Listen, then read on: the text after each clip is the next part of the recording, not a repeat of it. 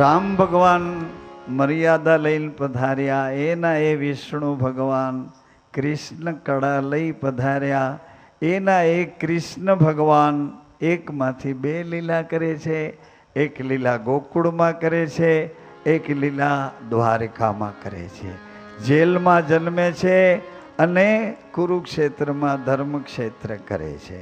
એટલે ભગવાન આખા જન્મના ચરિત્રમાં એના જે ચોપાઈઓના ભાવ લખ્યા છે તે એવા પ્રકારના લખ્યા છે માતાઓ સજનો, કે ભગવાન પાસે નંદ બાબા જશોદા માતા વિરહ કરે છે. અને વિરહનું કારણ માત્ર એટલું છે કે તું અમારો નથી કાના લાલા, તું હમારા નહીં. ભગવાન કે હું તમારો જ છું, તમારો જ છું માતા પિતા, मैं आपका ही तो हूँ. परंतु नंद बाबा के यादवों कुल गुरु कोई दी झूठू बोले नहीं.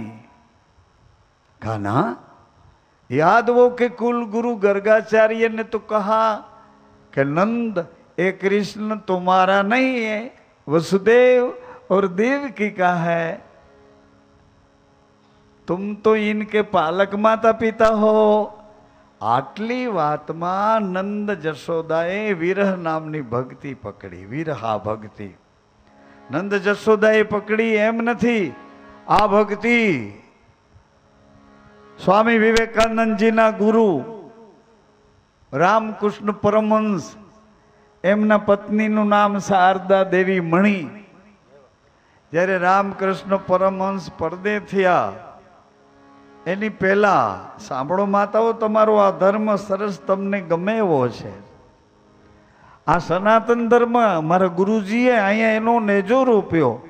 એ તો ઝંડી કહેતા હતા કે મોરદાસજી તાપીને કિનારે એક ઝંડી રોપી છે. ઝંડીમાં સમજો હે, ગાડી જાતી હોય અને જ્યારે ઝંડી બતાવે એટલે એ લીલી ઝંડી હોય તો ગાડી જઈ શકે, લાલ ઝંડી હોય તો ગાડીને એમ મારા ગુરુએ લાલ ઝંડી ઊભી કરીને બધાને રોક્યા કે ઉભા રહ્યો ઉભા રહ્યો. એટલે ક્યાં જાઓ છો એ તો કયો, એડ્રેસ વિનાના ચડી જાશો તો આ ગાડી ક્યાં જાય છે એ તો પૂછો. આ સંસારની ગાડી ક્યાં જાય છે? એ મારામાં જાય, તારામાં જાય. આહા, સંસારની ગાડી સંસારના ભોગોમાં જાય. સંસારની ગાડી સ્નેહની, એકબીજાના સંબંધોની તાણાવાણમાં જાય. આ અમારો ભાણી છે, અમારો ભત્રીજો છે, અમારો ફલાણો છે, અમારી ફલાણી છે. સંસારની ગાડીમાંથી લાલ ઝંડી બતાવી બરાબર બહારની ગાડી આવી. સમજો, બે કાંટા ભેગા કરી દીધા મહારાજ શ્રી અહીંયા. એક દી મેં છાનું છાનું પૂછ્યું, વિઠલાણી છાનું મુનું પૂછ્યું. મેં કીધું આ તાપીને કાંઠે આના સુરત જેવી આ ભોગોની નગરી છે. મોસમ મોસમ જેને જે ભાવે એ મોસમ પકડીને ભાગ્યા. મેં કહું આ ભોગોની નગરીમાં બાપા આ કોણે સૂજાડ્યું આવું કે તમને અંદરથી સૂજ્યું? મેં મારા ગુરુને પૂછ્યું એટલે એણે મને કીધું કે પૂર્વે પગલા ગે બીના અહીં પડ્યા. अरे पूर्वे पगला के बिना ही पड़िया.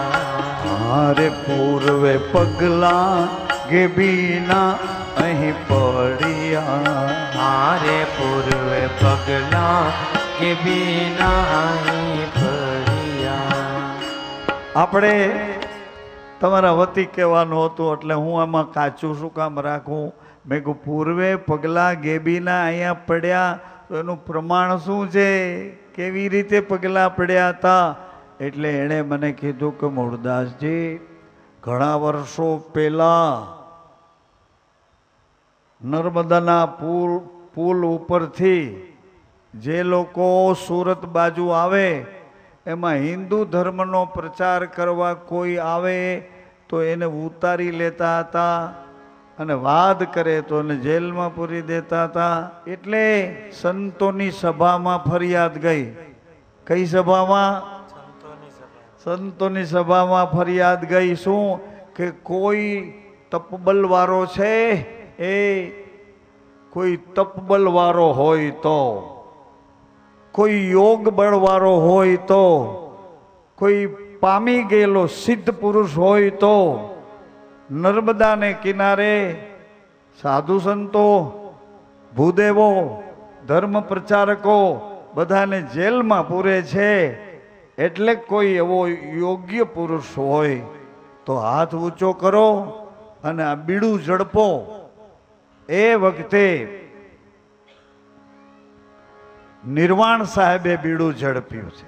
નિર્વાણ સાહેબ મહાપુરુષ, પહોંચેલા પુરુષ, તપબલ વાળા પુરુષ, સિદ્ધિ વાળા પુરુષ, પામેલા પુરુષ, એવા નિર્વાણ સાહેબે બીડું ઝડપ્યું કે મને જવા દો, તમે સૌ સંતો મારી પર દ્રષ્ટિ રાખો અને મને જવા દો. ભલે એણે ગમે તેટલા ધર્મ પ્રચારકો આપણા પૂરી દીધા હોય જેલમાં અને ગમે એવો જુલમ કરતા હોય ધર્મના ઉપર, તો નિર્વાણ સાહેબ કે મને જાવું છે. નિર્વાણ સાહેબ અહીં આવ્યા. નિર્વાણ સાહેબ એક વખત તમે એને પ્રસન્નતા આપો. બોલીએ નિર્વાણ સાહેબ પ્રસન્ન રહો, પ્રસન્ન રહો. એવા નિર્વાણ સાહેબે નવાબ સાહેબના બંગલાની સામે પોતાનો ધૂણો દખાવ્યો અને નવાબના માણસો એની પર એવડો જુલમ કરે, એવડો જુલમ કરે. આમ કરીને પથ્થરા ફેંકે, પણ પથ્થરા જેવા હેઠા પડે તો ફૂલ થઈ જાય. પથ્થરા જેટલા હેઠા જમીન ઉપર પડે તો બધા ફૂલ થઈ જાય. એટલે બધા રોકાઈ ગયા કે આગળ વધવું હોય તો વિચાર કરીને આગળ વધજો, નકર આ પાણાને ફૂલ બનાવી દે છે તો બીજું શું નહીં કરી શકે. એટલે નવાબની સભા મળી કે ભાઈ इसको कैसे इधर से हटाया जाए, इधर से हटाया जाए, कैसे हटाया जाए. સભા મળી. સાંભળો છો ભાઈઓ, એક દી ભજનની આપણે અહીં પરીક્ષા રાખવી. અરે ભાઈ, ભજનની કોઈ આજુબાજુમાં હોય ને પરીક્ષા રાખવી કે કયો ગળામાંથી ગાય છે, ડૂટીમાંથી ગાય છે, હોઠમાંથી ગાય છે, એની પરીક્ષા રાખવી એક દી. એટલે એને આપણે પાછા પાડવા હાટું નહીં, ભગવાન અવતાર લઈને પૃથ્વી ઉપર આવ્યા હોય તો પીર લોકો કે હાલ જોઈએ ભગવાન હશે તો બધાને સરખા ગણશે અને હરખા ન ગણે તો સમજવાનું ભગવાન નથી. સાંભળો છો ભાઈ, ભગવાન હોય તો મને ઘણા ફરિયાદ કરે, આ તમને રોજ રાત આખી ગાયરું કાઢે, દી આખો ગાયરું કાઢે, આની તમને હું જરૂર છે, પણ તને એવું નડે છે, રહેવા દે ને. ભગવાન એને કાંઈ નથી કરું તો તું હું કામ એમાં. કતલખાને કસાઈ ઢોરને કાપે તો ભગવાનનો મારવામાં કેટલી વાર લાગે ભાઈ? સાચું બોલો. કતલખાને એક ધારા જીવને કાપે છે, એને ભગવાનને મારી નાખતા કેટલી વાર લાગે, પણ તોય ભગવાન એને નિભાવે છે. તો તને શું નડે, જવા દે ને. એ તો બધું ભગવાનના દરબારમાં ભગવાન થઈને આવ્યા, એ ભગવાનને સહન કરવાની શક્તિ છે. સાંભળો, વચ્ચે વાત ન કરીશ, હવે નહીં કરું. એ એટલે કહું છું, પીર લોકો કહે છે પીર એવા ઉશ્કેરાઈ ગયા, એવા ઉશ્કેરાઈ ગયા. ઓલા બધા ભેરવાના ગયા ને, ઘર ફૂટે ઘર જાય, ભેરવાના જ ગયા. પેલા છે ને, પેલા મને આમ તેમ હાવેણા મારવાના, આમ ને બાપુને ભીરા સો છે.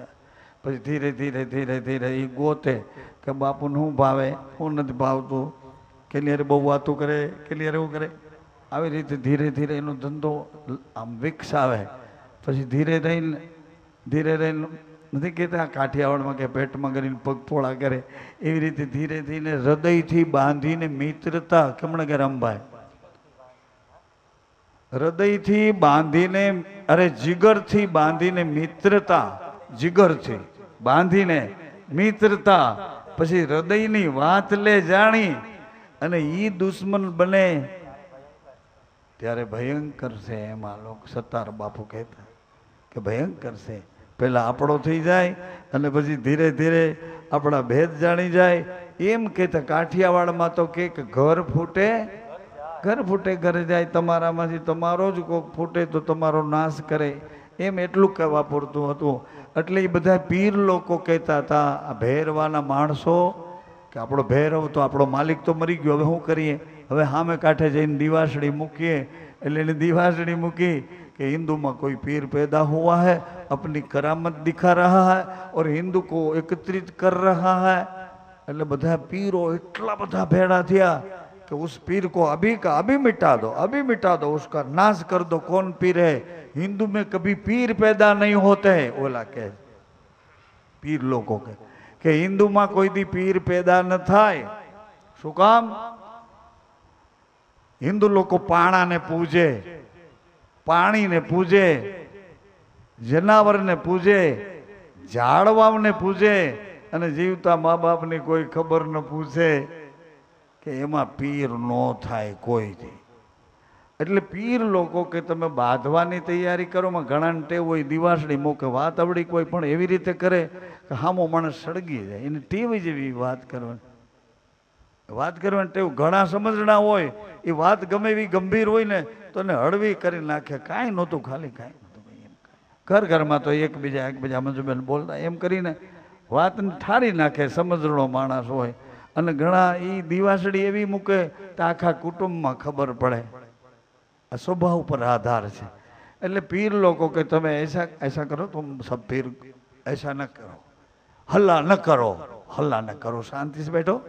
અમે 5 પીર જઈને તપાસ કરી આવી. જોજો બરાબર મારી વાતને હું ધ્યાનમાં લો એમ કહું છું. વાત મારી નથી, વાત એની છે કે જો પીર હશે ને, હિન્દુમાં કોઈ પીર પેદા થયો હશે તો આપણો વિરોધ નહીં કરે. અને આપણો જો વિરોધ કરશે તો માની લેવું કે ભગવાન નથી, પીર નથી, કોઈ કરામત કરીને આવ્યો છે. વિરોધ જો આપણો કરશે તો વિરોધ, અને ભગવાન કદાચ આવે તો કોઈને જુદાનો. એટલે આ 108 ચોપાઈમાં હરિભાઈ, સચી બાપુ, રાજભાઈ, 108 ચોપાઈમાં ભગવાન રામની જે મહત્વની ચર્ચા હતી એની ચોપાઈઓ લખી. પછી રામ ભગવાન, પછી કૃષ્ણ ભગવાનની કળા હતી એની ચોપાઈઓ લખી. કૃષ્ણ કળામાંથી ગીતાજીનો ઉપદેશ અલગ લખ્યો. કૃષ્ણ કળામાંથી ભગવાન નંદ બાવાને, જશોદાજીને વચન આપે છે કે હું હવે તમારો જ બનીને આવીશ. હું હવે કોઈને ઘરે જન્મ લઈ અને ક્યાંય મોટો થવા નહીં જાઉં. જન્મે તમારે ઘરે લઈશ અને મોટો તમારે ત્યાં થાય. અને તમને વચન આપું છું, તમે જેમ કહેશો તેમ કરીશ, જેમ કહેશો તેમ કરીશ. એટલે રામદેવજી મહારાજના ચરિત્રનો ત્યાંથી વળાંક લીધો. અને એની હારે હારે મેં મહાધર્મને રાખ્યો.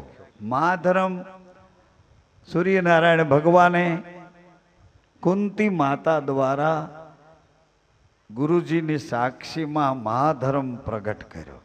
મહાધર્મ કુંતી કલંક એને લાગ્યું હતું, પતિ નહોતા અને પુત્રનો જન્મ થયો.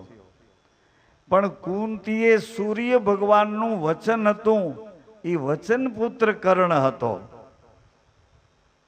વચન પુત્ર હતો. આ નેણની ઉત્પત્તિ, આ વેણની ઉત્પત્તિ અને પછી કર્મ મંથનની ઉત્પત્તિ એ છે રજબુંદની ઉત્પત્તિ. એ આપણે બધા રજબુંદમાંથી આવ્યા છે. એની ઉપર વચનની ઉત્પત્તિ, પુત્રવતી ભવ. એટલે એ વચન કાનમાંથી હૃદયમાં જાય અને હૃદયમાં એ વચન સ્થિર થઈ જાય. પુત્રવતી ભવ, એ વચનને સેવવા માંડે, એમાંથી પુત્ર રતન પ્રાપ્ત થાય. પણ એ વચન કોણ આપી શકે? જેની જીભ માથે કોઈ દી ખોટો બોલ ન આવ્યો હોય, જેની જીભ એના ગુરુ સિવાય કોઈના ગુણ ન ગાઈ શકી હોય, જેની જીભ એક રેણીમાં જ જેમ કે તે પ્રમાણે રે અને રે એવું કે.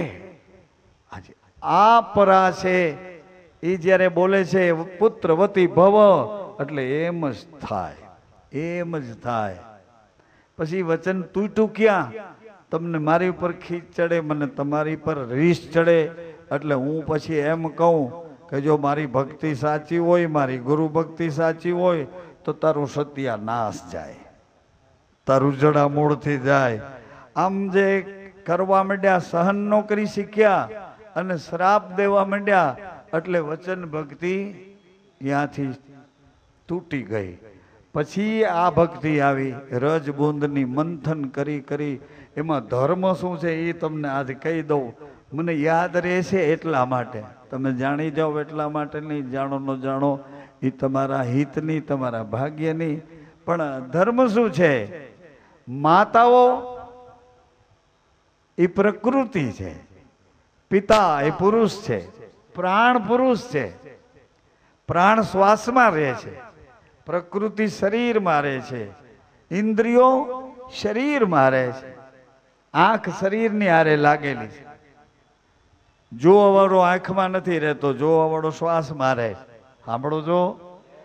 આ કાન સાંભળવા વાળો છે પણ શરીરમાં રહે છે, સાંભળે છે ઈવડો શ્વાસમાં રહે છે. ભાઈ સાંભળે એ શ્વાસમાં રહે છે, કાન શરીરમાં છે.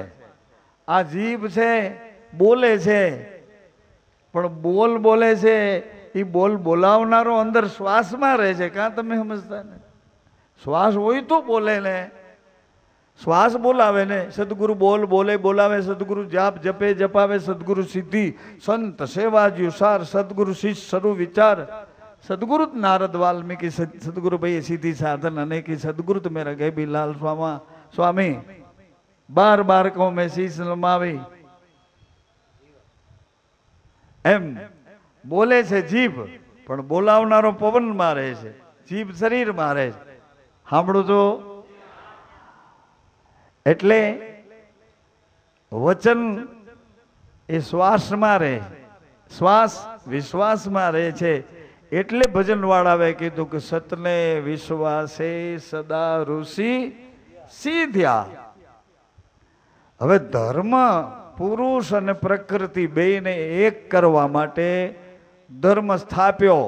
સૂર્યનારાયણ ભગવાને એક કળા મોકલી અને એ કળા કુંતી માતાએ વચન દ્વારા પકડી લીધી. કુંતીએ સૂર્યનારાયણ ભગવાનનું વચન પકડ્યું. પોતાના ગુરુએ કીધું, સાંભળો, ગુરુએ કીધું કે કુંતી તું નિર્દોષ છો, હું તારો સાક્ષી છું, હું તારો સાક્ષી છું. કુંતી તું નિર્દોષ છો.